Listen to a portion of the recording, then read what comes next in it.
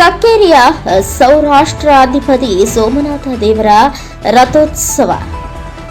ವರ್ಷದುದ್ದಕ್ಕೂ ದುಡಿದ ಮಾನವರ ಬದುಕಿನಲ್ಲಿ ಜಾತ್ರೆಗಳು, ಉತ್ಸವಗಳು ಹರ್ಷದ ಜೊತೆಗೆ ಸಾಂಸಾರಿಕ ಮನರಂಜನೆಯನ್ನು ಒದಗಿಸುತ್ತವೆ. ಅವುಗಳ ಪಟ್ಟಿಗೆ ಯಾದಗಿರಿ ಜಿಲ್ಲೆಯ ಕಕ್ಕೇರಿ ಪಟ್ಟಣದ ಸೋಮನಾಥ ಜಾತ್ರೋತ್ಸವವು ಒಂದು.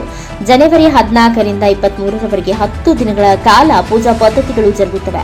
ಸಂಕ್ರಮಣದ ದಿನದಂದು ಪೂಜಾರಿ ನಂದಪ್ಪಣ್ಣ ನೇತೃತ್ವದಲ್ಲಿ ಪಲ್ಲಕ್ಕಿ ಸೇವೆ, ದೇವರ ಮೂರ್ತಿ ಮೆರವಣಿಗೆಯೊಂದಿಗೆ ಕೃಷ್ಣಾ ನದಿಗೆ ತೆರಳಿ ಪೂಜೆ ಮಾಡುತ್ತಾರೆ. ಸಂಜೆ ರಾಯಚೂರು ಮತ್ತು ಯಾದಗಿರಿ ಜಿಲ್ಲೆಗಳನ್ನು ಸಂಧಿಸುವ ಕೃಷ್ಣಾ ನದಿ ತೀರದಲ್ಲಿ ನೂರಾರು ಸಂಖ್ಯೆಯಲ್ಲಿ ಸೇರಿದ ಭಕ್ತರಿಗೆ ಭವಿಷ್ಯದ ಮಳೆ, ಬೆಳೆ, ದೇಶದಲ್ಲಾಗುವ ಮುನ್ಸೂಚನೆಯನ್ನ ಹೇಳಿಕೆಯನ್ನ ಹೇಳಿ ಪುನಃ ಕಕ್ಕೇರಿಯ ದೇಗುಲಕ್ಕೆ ತೆರಳುತ್ತಾರೆ. ನಾಳೆ ಬುಧವಾರ ಸಂಜೆ 5:30 ಗಂಟೆಗೆ ಮಹಾರಥೋತ್ಸವ ಜರುಗುತ್ತದೆ. ಸೌರಾಷ್ಟ್ರ ಆಧಿಪತಿ ಮತ್ತು ಈ ಭಾಗದ ಆರಾಧ್ಯ ದೈವ ಸೋಮನಾಥ ದೇವರನ್ನ ನಿತ್ಯ 3 ಬಾರಿ ಪೂಜಿಸಲಾಗುತ್ತದೆ. ಮುಜರಾಯಿ ಇಲಾಖೆಯ ಅಧೀನದಲ್ಲಿರುವ ಈ ದೇವಾಲಯ ಸುರಪುರ ತಾಲೂಕಿನಲ್ಲಿದ್ದು ಹೊರನೋಟ ಮಸೀದಿಯ ಆಕಾರದಲ್ಲಿ ಗೋಚರಿಸುತ್ತದೆ.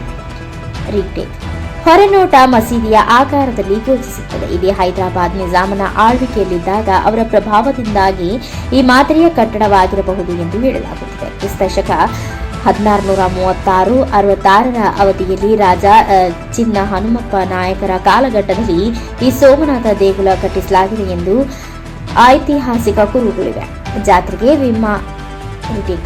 ಜಾತ್ರೆಗೆ ವಿವಾಹವಾದ ನವ ಜೋಡಿಗಳು ಈ ಜಾತ್ರೆಗೆ ಬಂದು ದೇವರ ದರ್ಶನದೊಂದಿಗೆ ರಥೋತ್ಸವದ ಸುಂದರ ಕ್ಷಣಗಳನ್ನು ಕಣ್ತುಂಬಿಕೊಳ್ಳುತ್ತಾರೆ. ಈ ಜಾತ್ರೆಯಲ್ಲಿ ನಡೆಯುವ ದನಗಳ ಜಾತ್ರೆ ಮತ್ತೊಂದು ಪ್ರಧಾನ ಆಕರ್ಷಣೀಯ. ಈ ಕಾರಣಕ್ಕಾಗಿ ದೂರದಿಂದ ಬಂದು ರೈತರು ಈ ಜಾತ್ರೆಯಲ್ಲಿ ಎತ್ತು ಕೊಂಡುಕೊಳ್ಳುವಲ್ಲಿ ತೊಡಗುತ್ತಾರೆ. ಕಲಾಸಕ್ತರಿಗೆ ನಾಟಕ, ಸರ್ಕಸ್ಸು, ದೈತ್ಯ ತೊಟ್ಟಿಲು, ಜೋಕಾಲಿ, ವಿವಿಧ ಆಟಿಕೆಗಳು, ಜಾದೂ ಚಮತ್ಕಾರಗಳು, ಪುಸ್ತಕ ಪ್ರದರ್ಶನ, ವಿವಿಧ ಬಗೆಯ ತಿಂಡಿ ತಿನಿಸುಗಳು, ಬಟ್ಟೆ, ಬ್ಯಾಗ್, ಮಕ್ಕಳ ಆಟಿಕೆ ಮಳಿಗೆಗಳು, ಮಹಿಳೆಯರಿಗೆ ಗೃಹೋಪಯೋಗಿ ಉಪಕರಣಗಳ ಮಳಿಗೆ, ಹೀಗೆ ಸಕಲ ರೀತಿಯ ಮನರಂಜನೆಗಳು ಕಕ್ಕೇರಿ ಜಾತ್ರೆಯಲ್ಲಿ ಕಟ್ಟಿಕೊಂಡಿರುತ್ತಾರೆ. Anand Turvihal, NK Stream 4 News, Lingasugur.